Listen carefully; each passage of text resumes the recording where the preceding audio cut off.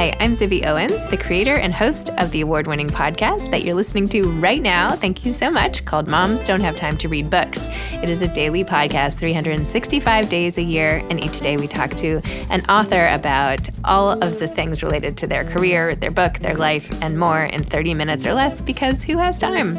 I am now an author myself, although I wasn't when I started this podcast, and you can get my new memoir, Bookends, a memoir of love, loss, and literature, wherever books are sold starting July 1st, and my children's book, Princess Charming. You can learn more about me at zibbyowens.com, but really you're here to learn more about the authors, and that is what we're going to do. Also, be sure to check out all the other podcasts in the Zcast Podcast Network. You can learn more at zcastnetwork.com and definitely check out those shows as well. Kirby Howell-Baptiste is the author of Little Black Girl and Little Black Boy. She is a British actress known for her memorable roles across television in Killing Eve, The Good Place, Hacks, Barry, Why Women Kill, Veronica Mars, and most recently Netflix's The Sandman. On screen, she recently appeared in Disney's Cruella, which I watched with my kids and loved, and STX Films and Paramount Plus's Queenpins. Upcoming, Howell-Baptiste will star in Mr. Harrigan's Phone, Netflix's film adaptation of Stephen King's novella, also in Apple TV Plus's genre-bending series Sugar, opposite Colin Farrell, and in Culprits for Disney Plus. She will also star in and executive produce the film She Taught Love. She released 2 books at once, Little Black Boy and Little Black Girl, celebrating the joys of being a child and encouraging Black boys and girls to follow their wildest dreams. Welcome, Kirby. Thank you so much for coming on Moms Don't Have Time to Read Books. Thank you for having me. So you have 2 books coming out at once, which is very ambitious of you. It's quite a way to dive into the children's book market. Yeah. Tell listeners about your books and how you decided to do these and get them out and why at the same time and all the rest. Yeah. Well, okay. So I have 2 kids' books, like you say. This is my first ever published books. And the first is called Little Black Girl, Oh, the Things You Can Do. And the second is Little Black Boy, Oh, the Things You Will Do. And the reason there are 2 is I originally wrote Little Black Girl like quite a few years ago. And it was sort of like coincided with when my niece was born. And then, I sort of had this idea of things that I wished that I had heard or been told, when I was that age, and I almost just started it as a love letter to her, which then in turn kind of became like a love letter to my inner child. And then that idea kind of didn't go anywhere. I was with a team that didn't really were like, oh, I don't know. It was sort of, at that point, I think it was sort of like stick to acting. And then sort of, it went into the deep recesses of my laptop. And then during the pandemic, I just had a lot of time and I was literally just cleaning things up and going through and reading old things that I'd read and sort of, it was both nostalgic and also to sort of inspire me during that time. And I came across the book again and I read it, and I think it's rare as a writer. Well, I think it's rare as any sort of like artist. You often fall out of love with the things you've made and you become very, judgmental. And you can call yourself a writer. It's okay. Yes. Yeah. Okay. As a writer. Okay. Yeah. Thank you for giving me the attention. Yeah. I am publishing 2 books and now I can call myself a writer. It counts. It counts. But yeah, so I reread it and there have been tweaks, but I really kind of fell in love with it all over again. And it was years later. My niece was 10-teen, as my mum calls her, entering, like a whole new phase in her life as well. And I realized I felt like it was more relevant than ever, particularly to hear words of encouragement, because more than when I was a kid, we weren't surrounded by just so many voices in general. And not all of it is positive. So I felt like that needed to happen. And then when I pitched the book to Stacey at Penguin Random House, she was like, this is great. You think there's a second book? To which I immediately said yes. And I was like, well, now my mouth's written a check that I have to cash. And so it just kind of became very natural that it would be like a sibling book, this companion. So we had Little Black Girl and we were, talking about female empowerment and Black girls, being able to access things and do whatever. The natural sort of other side of that coin is Black male joy, which I think is so underexplored in literature, in film, in TV. So that's how number 2 came along.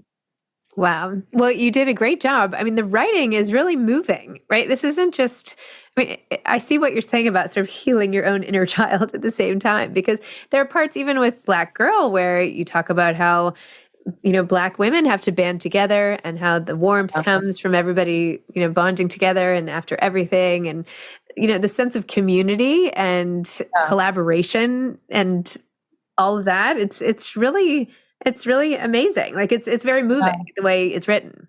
Well, thank you. Yeah, I hope that. I think in general, we do better.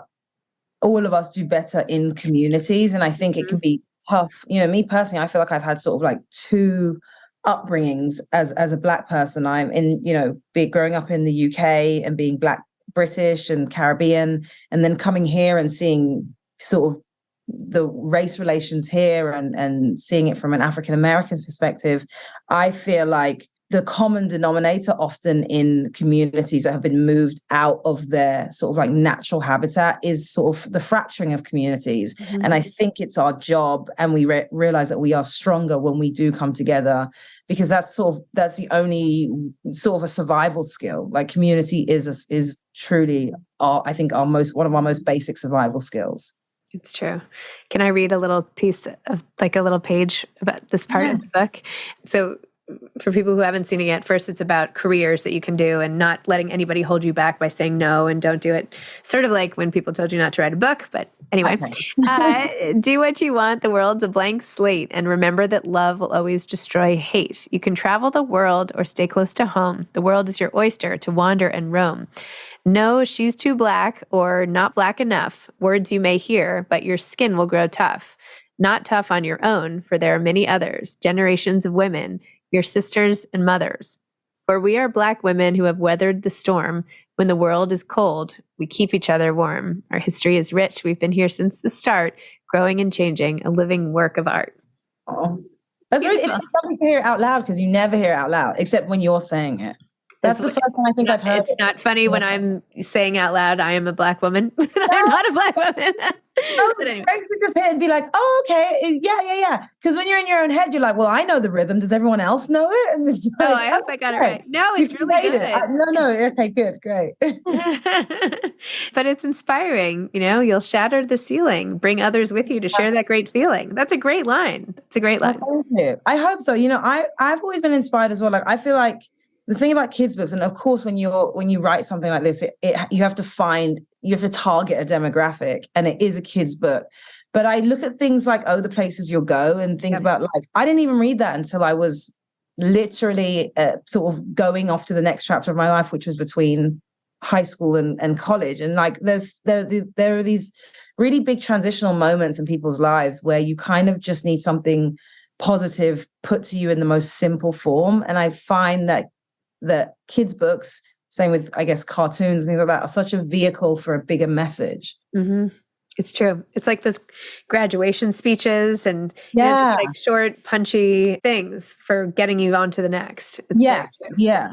And then the other book focuses more on a aspiring marine biologist. And as this Black boy is exploring the world and uncovering things. And even there you have the support of his whole network, right? You have like an image of in the water with him and everybody else. And this sort of, again, this collaborative way for people to pursue anything that they want with nothing holding them back at all. And just like shooting for the moon type of message. Yeah. Well, I think there's a small distinction in the titles as well. For Little Black Girl, it's other things you can do, and Little Black Boy, it's other things you will do. And Larry, who co-wrote Little Black Boy, we went back and forth. It was such a small world. We debated it for ages until we had to email Stacey to be the tiebreaker. And we were like, should it have the same title, or do you feel like this makes sense? And Stacey was really, really helpful. And we just talked it out with her, and we all sort of discussed. It's such language is important, but it's so small. But what we really boiled it down to was that for Black women, I think there is a struggle with the expectation that they can do anything, because it's almost like you have to be given permission to be allowed. Mm-hmm. Whereas with young Black boys, they struggle with the idea, with anyone people put this idea of them that they even will do anything, that it's that there's almost the lack of expectation. It's expected that you won't do anything. And so that became such a pivotal way of expressing the difference in the way we're treated and in our upbringing. So true. I can imagine those conversations. So small, but it's like you go back and forth for hours. No, every word. It's like, oh my gosh. Wait, so tell me how you are going to launch this book and do whatever your film projects, your TV projects. So what you're doing 4 different projects at once or something insane. I'm always doing 4 different projects at once because I can't sit still. And if only you knew my mother, I'm always like, Mom, take a holiday, relax. She can't relax. And I've inherited the gene. I moved away for over 10 years and I still became my mom. It's impossible. But I am actually really fortunate. The project I'm on right now, it has just so timed out that it's quite light through November. So it's really kind of kismet, actually, that I get to have this time. And we're launching it in a number of ways. We have a book reading at Barnes & Noble on the 19th. The book launches on the 15th. It's available for pre-order now. And there's other things, little things that are coming in. And Larry and I really, really want to make a point to do some readings at some libraries and some schools and things like that, because that's just very, very, very important to us to sort of get the book to places that they might not have access to it. Yeah, I'm honestly really, really excited. I want to live my best like writer life and be like touring, like as if this was, I don't know, the 90s or something. I want to like tour the world with this book. But I am really excited about it. And one of the things that I've said a lot to people is, if you can offer it as a gift to people, we don't make the prices of these books. And I recognize that a book that's $18.99 to a lot of people, that's chump change, but to a lot more people, that's a huge amount of money. So if there's a world where people can buy this as a gift or donate it to a school or a foster home or things like that, so people who really do need to hear words of encouragement that might not be hearing it otherwise get to hear it. You should put some links somewhere. Yeah, we have to do that. We have to make some links. This is good. See, Lauren's taking notes. We'll make some links. Okay. Links of preferred. How do you matching, some sort of like donation matching and things like that. We're gonna get there. There's even a way, not to promote Amazon or anything, but there's a way where a lot of charities, you can just send it directly there. Like you go into your wish list. Yeah. I'm sure there's better ways, but anyway, you don't need this advice. You'll figure it out. No, listen, I'll take advice from anyone. Like, why not? Now I have something to. Lauren's hearing it. We'll have something to email about after.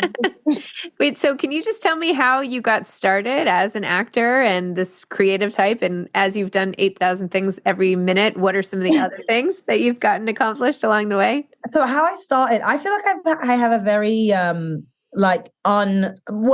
an odd way, I think it's a very satisfying journey to hear, but it's not like a really sexy journey. It's not like, oh, I was walking down the street and someone stopped me and gave me the role of a lifetime. Like my job has been very which I think that is a sexy story, but I think at least when I was coming up, I would rather hear stories like mine, which was I kind of have scrapped and worked for everything.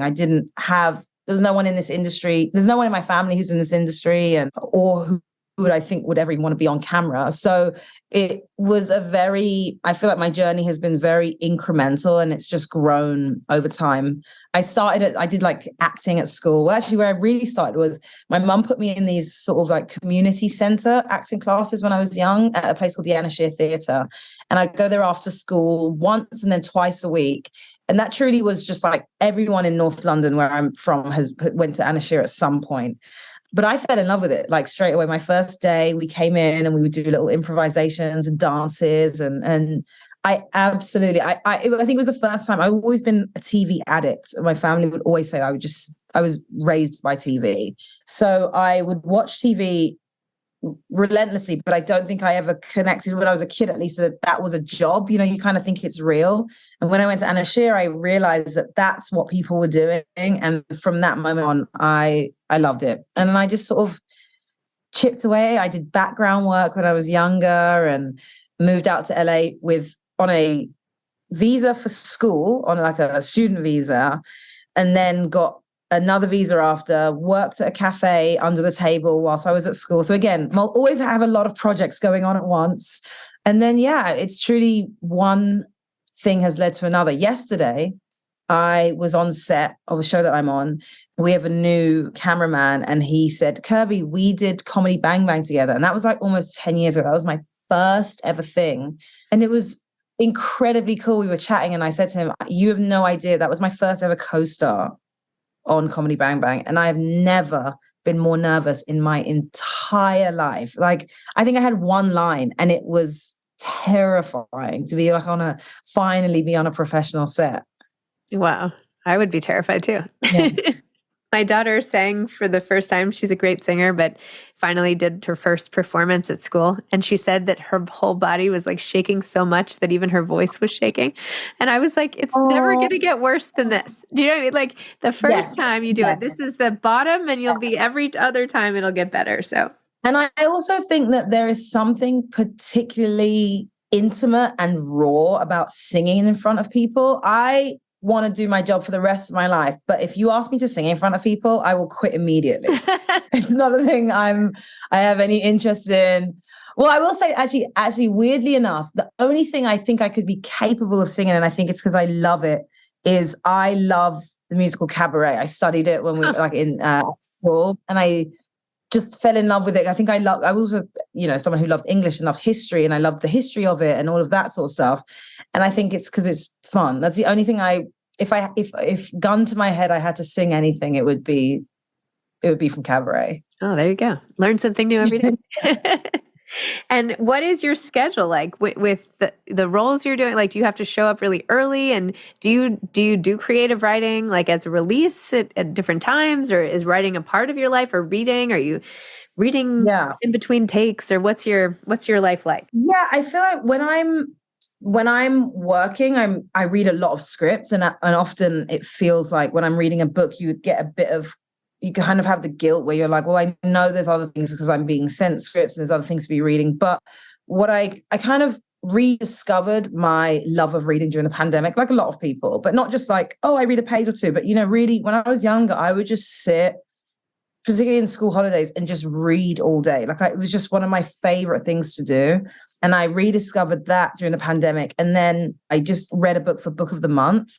And I loved that. I loved like something about also having a deadline. It makes you do it. But I spent 3 days reading this book, and it was so glorious. Like I would plan my day when I wasn't working. What was the book? I read, it's called The Last Party by Claire McIntosh. Oh yeah, I love Claire McIntosh. So good. And I'm a big mystery. I'm like, yeah. That's my jam. So I do read a lot. I try to read more, and this is actually going to encourage me because I just got a Book of the Month subscription. So this will encourage me to I'd like to have that deadline to be reading every month. And then schedule wise, I am like more or less always busy. Truly, if it's not actual work, like right now, again, I have the lightest schedule filming wise that I've had in years. I work maybe like 2 days, and then I'm off for 5. And then the way it's shot, we shoot in big blocks. So you'll shoot very intensely for a couple of days, and you'll have a lot of days off. What show is this that you're referring to? This is for an Apple show that I'm filming right now. Okay. But writing is my sanity, I think, actually. And it's the most pure, I think, expression of myself, because I think everyone has a need we all have a need to express ourselves, and we all need to talk. But I think for me, writing is a way of sort of like it's almost like when you're trying to explain something to someone and they keep interrupting. That's what a lot of other writing, that's like what conversations online feel like. You're like, no, I haven't finished the thought yet. Whereas when you write your own thing, it's like, these are all my ideas. This is what I think and feel about this thing. And it's put out there, and you can digest it however you want, in whatever time span you want, wherever you want, and then kind of think about it. And if there is, if that prompts something, then it does. But for me, it's like, if I have something that I'm struggling with, or, when I found out about, we were still in the midst of it, of like Roe v. Wade being repealed and things like that, and all the stuff we're into. I remember texting a friend who's a director and just being like, I really don't know what to do. Like, I just feel like most people, I feel very, very powerless. And then I ended up, because I love comedy as well, writing like a comedic short that was like kind of tangential, but had some, it was like very much this, but not in a preachy way. Like, you might not know we're talking about this. And it was kind of the only way I could stop feeling kind of crappy about it because I at least just sort of expelled some of the feelings and the emotions. I am the same exact way, by the way. That's how like in one of these cabinets, I have like every journal from when I was 8 years old and up. It's nice. It's funny. I feel like we should rebrand writing to like busy people and just be like, what if you could talk without being interrupted? That's exactly. I mean, that's what it is. It's do you like? Would you love that? Would you love to talk without being interrupted? Yeah, maybe that would intimidate people. But I don't know. But it is nice. I guess you have to be more cognizant of what you're saying, right? Because it's like you're going to get this one chance. So, but that's also good because we often talk and then think, which is what we're doing so quickly. We're so ahead of ourselves. Whereas when you write something and you leave it there and you come back to it, you're sort of like, like I have a whole notes. I'm not on Twitter, but I have a whole notes file that's called tweets I've never sent. And it's not actual tweets, just like things that pop into my head. Whereas I think most people will post it and that's not what you do with the first thought that comes into your mind. You have to sometimes put it there and then you come back and you're like, what was I saying? I have no idea what I must have been mad that. That is so smart of you. And one day that can be a book too. Exactly. I would love that. I really want to make like a toilet book. So I'm like, like that's the other at the checkout counter type of thing. Exactly. I love it. I love those books. Those are excellent. I love those things. No, I used to collect like all those tiny quote books. Do you remember? Well, you're probably not, but like I used to collect all those little ones. Yeah. Anyway, so what is your next book going to be? Is there another one coming? What do you think? There isn't at the moment, but I think I would like it to be a toilet book. Similarly to the way I've chosen acting roles, it hasn't been like I kind of just go where the mood takes me. So it will be drama to really ridiculous comedy to something that's really heavy. And I feel like that with this, like, I've written these kids' books. I don't know that the next thing is necessarily a kid's book. I think it's just whatever is inspiring me or amusing me at that moment. And that's what I would go to. But a toilet book is really a thing that I'm excited about. Maybe because I just like the phrasing toilet book, but also like, I don't always want to take my phone into the toilet, but it's become a habit that we all do it. And I want to get back to not taking a phone into the toilet.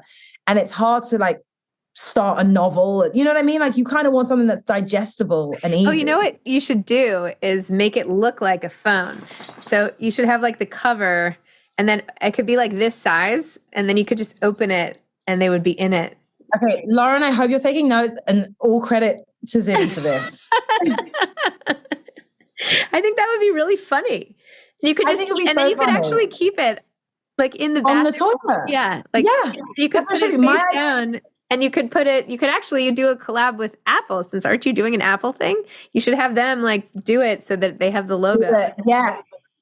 Well, I love this is excellent because what I was thinking today when I was in the toilet, I was like, it should also be sanitary. So it should be made out of a material that isn't just like paper. It should be either covered. So if it wasn't something that was like, looked like a phone, at least the outside could be like hard and you could always just like wipe it down if you wanted to. Not that it's going to get crazy in there, but bathrooms are bathrooms and everything's in the air, Like a kid's book almost, like a kid's thing they would take. Exactly like that. Yeah.